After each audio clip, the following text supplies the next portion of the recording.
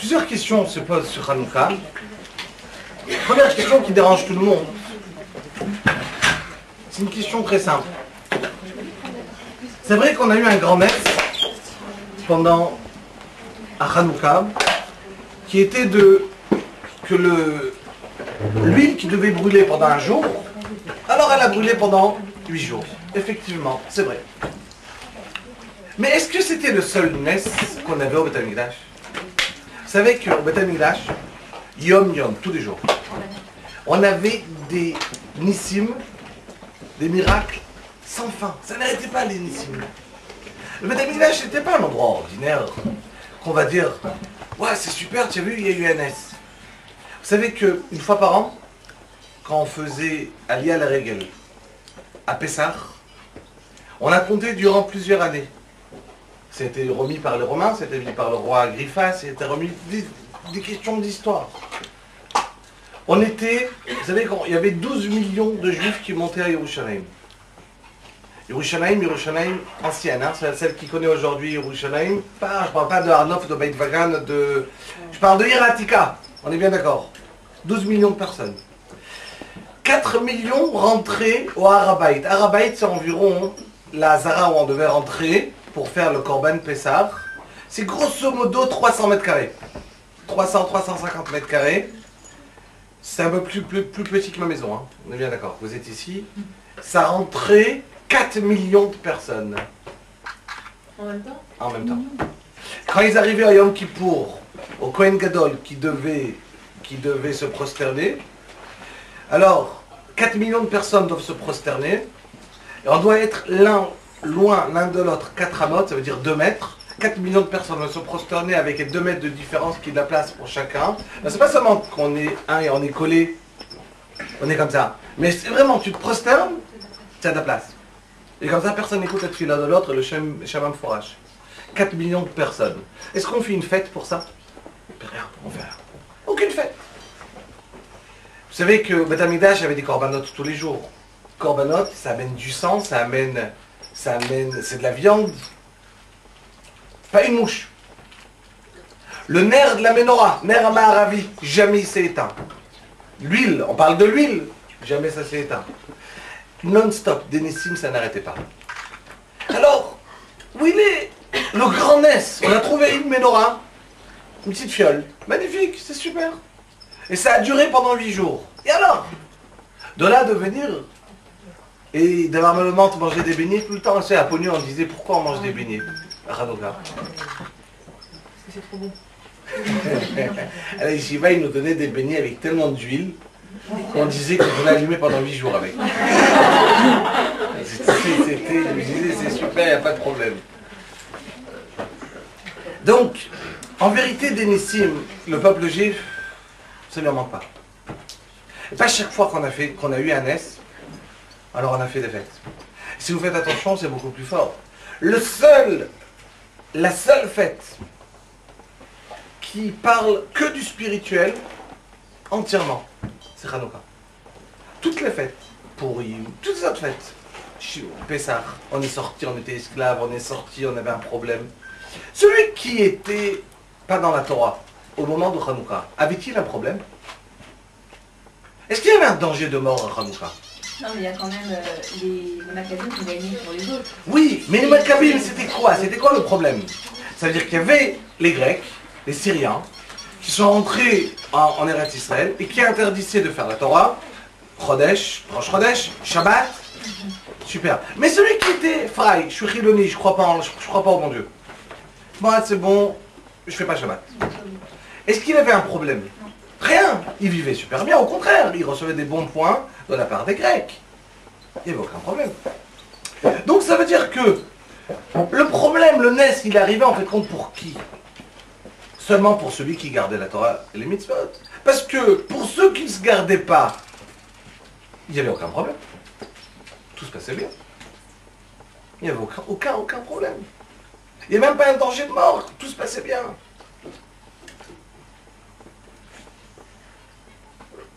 Comme je vous disais, des histoires avec des Nissim, on en a sans fin.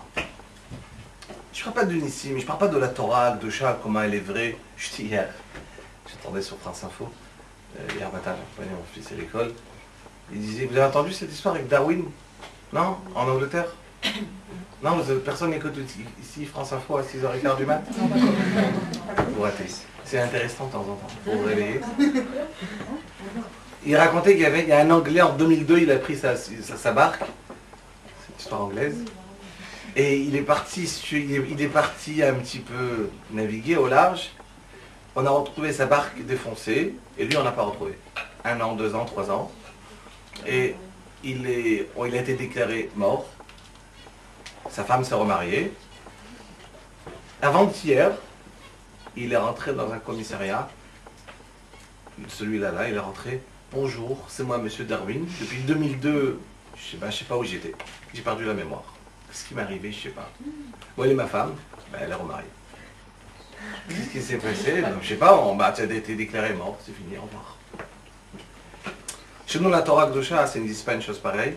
Il y a des halachot. Quand on a le droit de se remarier, quand on ne va pas se remarier, et ainsi de suite, ça ne peut pas exister une histoire pareille. Des nissim, chez nous, il y en a d'un autre style, plus sympa. Dernièrement, dans le journal, écoutez cette histoire, elle est magnifique. Mais des histoires comme ça, j'ai juste écrit 1, 2, 3, 4, 5, 6, 7, 8, 9, 10. 10 histoires. Chaque histoire magnifique. Je l'ai rencontré il n'y a pas le temps. 1 ou 2. De ce qu'on lit, de ce qui se passe dernièrement, c'est quand on regarde, vous allez me dire c'est quel style, c'est des nissim, c'est quoi, comment ça se passe. Je raconte les faits essentiels, brièvement. Il habite en Argentine, un Argentin. Son père est goy, sa mère est juive. Sa mère a délaissé son père a délaissé sa mère quand il était tout petit. Il n'a pas de quoi vivre.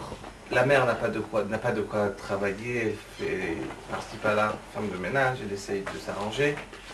Le petit à 10 ans n'a pas de quoi vivre à la maison. Il apprend un super métier, à voler. Et c'est facile, 1, 2, 3 fois, il ne se fait jamais attraper. Il est rapide, il vole. C'est sympa. Chaque jour, il se fait choper par les policiers en Argentine. Il se prend des coups. Il a compris qu'il ne sait pas très bien de voler, mais il n'y a pas de choix. Pour vivre, c'est comme ça. On appelle ça Maya de la paix. De la main directement à la bouche, c'est super, c'est facile. Il peut voler. Et avec ça, on peut vivre honorablement. On vole. Avec un jour qu'on a volé, on a de quoi vivre quelques mois. Ok. Un jour, sa mère lui dit, écoute, tu sais, Diego, mon cher fils, il faut remonter. On est juifs, on va monter en Israël. Il va en Israël, et il me suis dit, c'est super, peut-être les Israéliens, on peut voler plus facilement. J'ai un bon métier en main, j'arriverai à vivre aussi en Israël, pourquoi pas? Ce métier, il est de partout. Là-bas, en plus, on ne me connaît pas encore, c'est sympa. Il arrive avec sa mère, et il arrive à Ramat Gan. Et voilà, à côté de Ramat Gan, il y a là-bas un docteur, qui, ça fait 15 ans, il y a une belle villa, sympa. Il n'a jamais mis d'alarme. Rien. Il dit, le bon Dieu, garde ma maison. J'ai rien besoin, pas besoin d'alarme. Pour une anecdote, on avait une voisine qui nous disait tout le temps, il faut mettre l'alarme. Mais il faut mettre l'alarme, monsieur, c'est pas bien, il faut faire attention, vous avez une maison. Et moi je lui montrais toujours, je lui disais, madame, nous on a une mezouza, il y a écrit Shin Dalet Yud, le nom d'Hachem. Shomer Daltot Israël. Akadosh Baruch Hu, il nous garde à la porte. On a mis la mezouza, c'est la meilleure alarme. Sans fil, qui marche jusqu'où vous voulez, c'est l'alarme qui est posée là. On n'a rien besoin. La fin de l'histoire, elle s'est fait cambrioler. Et Baruch Hashem nous jamais. C'est ce qu'on veut dire, on a Hashem Ishmor, c'est-à-dire c'est clair que on croit en quelque chose, on n'a rien besoin. Voilà que ce juif-là n'a jamais, pendant 15 ans, n'a jamais mis d'alarme. Et voilà qu'un jour, comme d'hab, il sort au boulot. Et ce Diego-là, ça fait 3 jours qu'il va guetter cette vie-là. Après 15 ans, que personne n'a jamais rien tenté de rentrer chez ce bonhomme, chez ce docteur. Il se dit, moi je vais rentrer. Il guette, tout le monde sort de la maison, il rentre le matin, il commence à tourner dans la villa, il tourne. Le problème c'est qu'il ne trouve rien à voler. Une maison, grande maison, sympa, mais à voler quoi? Des meubles, qu'est-ce qu'il va voler? Rien, pas d'argent. Top. Juste avant de sortir, au haut du frigidaire, il voit une James Bond, une petite mallette, en cuir. Ça le tente, il regarde, allez je la prends. Il la prend, il sort. Il est sorti, il arrive chez lui, il ouvre, il voit des vieux journaux. Dedans, à la fin, une enveloppe avec 200$ et une lettre. Il ouvre la lettre. Il lit, chez un voleur. Voilà. Bravo, tu es rentré chez moi. Moi, je ne mets pas d'alarme. Mais, regarde, en fait de compte, étant donné que tu as beaucoup travaillé, tu as dû travailler et chercher chez moi des choses, donc je t'ai quand même mis 200$ à la fin pour que tu ne sors pas avec les mains vides. Mais sache que nous, dans la Torah, Kadosh Baruch Hu, il a mis Rosh Hashanah ce qu'on peut gagner d'un jour à l'autre, d'une année à l'autre. Si tu vas le voler, alors c'est ce que Hachem il voulait que tu gagnes, et si tu n'avais pas volé, ben tu les aurais gagnés de la manière normale. C'est dommage que tu les as volés, tu aurais pu les gagner normalement. Je te conseille, je te laisse mon numéro de téléphone, rappelle-moi, je vais te parler. Il devient fou, il commence à transpirer, mais c'est qui ce mec qui a ça, fou? C'est qui ça? Il hésite, il appelle pas, il appelle pas. Ok, à la fin il décide et j'appelle. C'est pas un piège, j'appelle.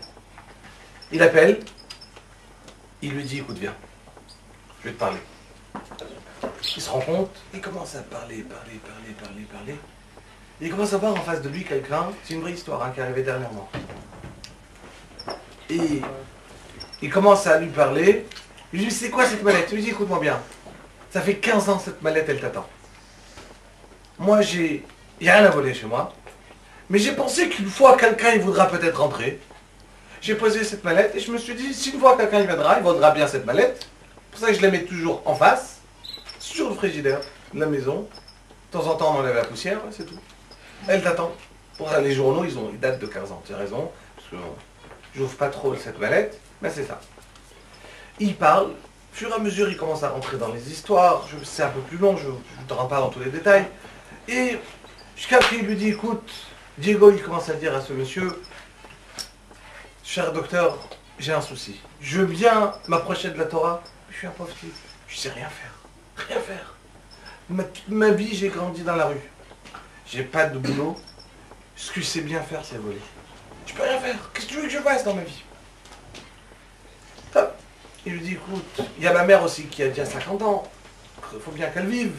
Si c'est pas moi qui vais lui amener à manger, comment ma mère va vivre? Il dit, écoute, j'ai envie de connaître ta mère.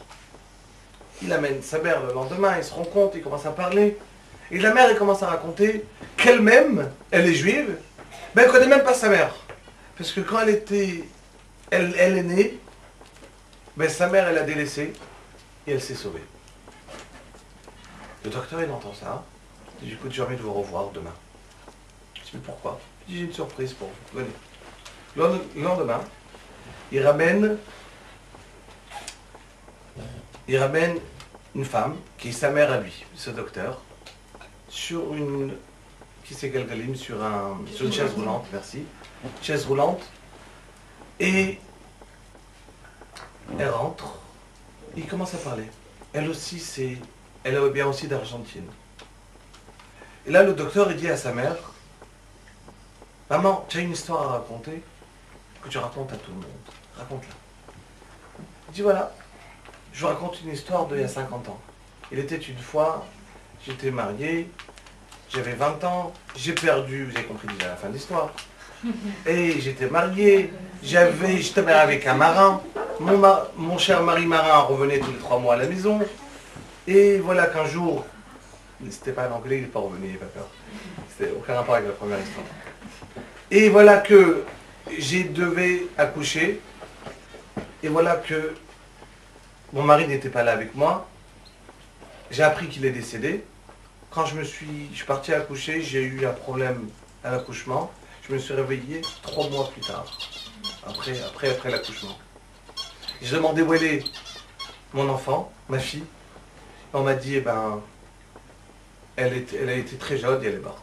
Les jaunisse très forte, elle est morte. Et moi, j'y croyais pas. J'ai très bien compris qu'ils n'ont pas voulu la garder pendant 3 mois et qu'ils ont dû la donner à être adoptée.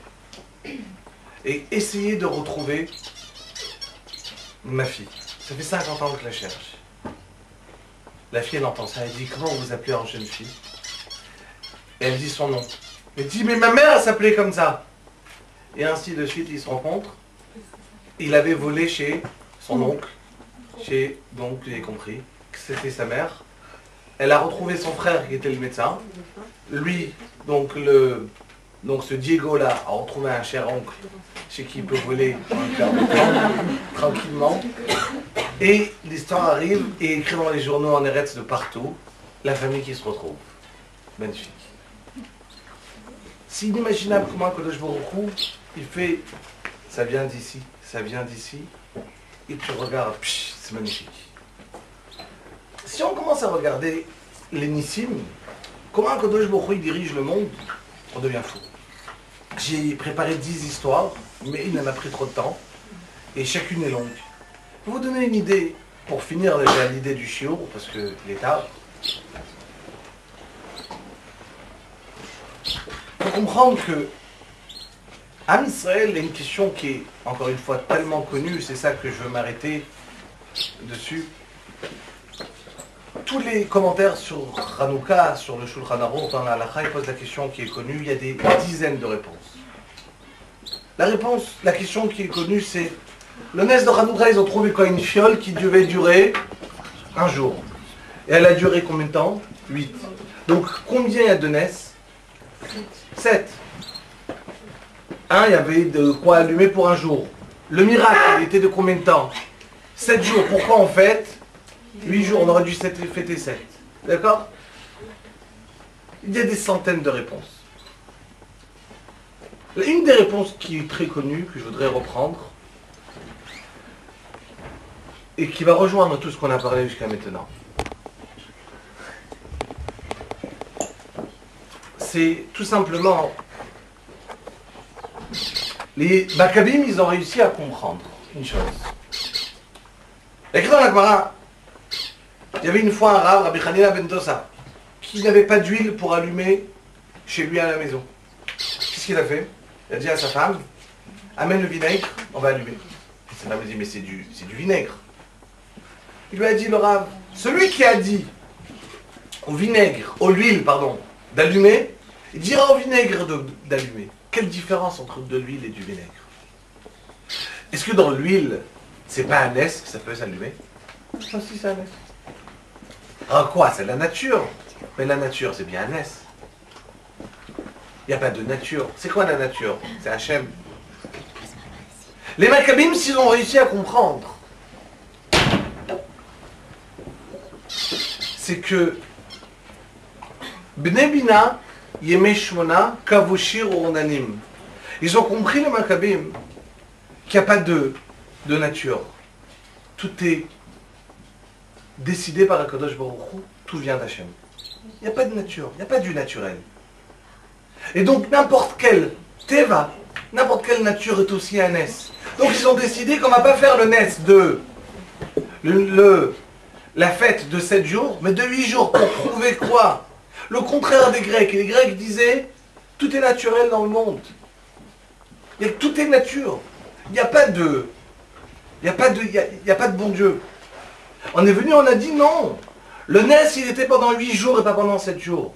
Parce qu'il n'y a aucune différence entre la nature et le Nes. Aucune différence. C'est ce qui s'est passé. On est en train de dire maintenant, pourquoi les Maccabim, ils ont gagné? Combien ils étaient? 5 contre 60 000 Grecs. C'est la folie. 5 personnes qu'ils ont réussi à attraper un petit peu avec eux, ils sont sortis à la guerre. Après, il y a encore une centaine de Juifs qui sont arrivés avec eux. Mais inimaginable. C'est en quelle époque, vous savez? Deuxième Beth Amikdash, à la fin, en l'an moins 323. Donc c'est juste après Alexandre le Grand. Il y a eu, quand lui il est mort Alexandre, les Syriens, il y a eu des gros batailles dans le monde sur le pouvoir après Alexandre qui était roi du monde. Qui va succéder à Alexandre? Et donc il y a eu Antiochos qui est arrivé, qui était syrien, et qui a décidé qui était pro-grec, l'idée grecque, et il a décidé de mettre dans le monde la civilisation grecque, d'interdire tout ce qui est surnaturel, la Torah, de croire en quelque chose. Je crois à ce que je vois. Je lutte pour le corps. Lutter pour le corps, ça veut dire la chorma du corps, l'intelligence du corps. C'est ce qui se passait chez les Grecs. Les Grecs, c'était la chorma du corps, Jusqu'à aujourd'hui, on est bien d'accord que ça existe. Pas seulement ça existe, on le vit. Vous avez bien des gens fous qui, aujourd'hui, vont donner toute leur vie, 10 ans de leur vie, pour courir 50 secondes, pas en 6 secondes, mais en 5 secondes. Ils travaillent 10 ans pour gagner une seconde. On est bien d'accord. Ils font du sport non-stop. Et ainsi de suite pour arrêter, pour réussir à se construire. Mais c'est de la folie. C'est un peu l'analyse grecque. Et c'est ce que nous, aujourd'hui, on vient par Hanouka, qu'on transmet par ces bougies. On dit à Kadosh Baruch Hu, cette lumière-là, qui représente la Torah, qui est du naturel et du surnaturel en même temps, on dit à Kadosh Baruch Hu tous les nissim qu'il y a eu. Nous, on ne le regarde pas en tant que d'effet stam par-ci, par-là, mais on fête dessus. On s'arrête dessus, on dit à Hachem, on croit en chaque nes, il n'y a pas du hasard. Chaque nes, chaque prat, chaque détail est un Kadosh Baruch Hu qui mène vers une certaine destination. Et quand tu regardes le monde de cette manière, c'est extraordinaire. C'est très différent. On regarde le monde de cette manière, c'est magnifique. Et c'est ça que c'est possible pendant Hanouka, de réussir à se rapprocher de la Kadosh Baruch Hu et de profiter de chaque instant et de croire que tout est nature, que tout est surnaturel, tout est un tout est exactement la même chose. Batzlacha pour continuer à manger.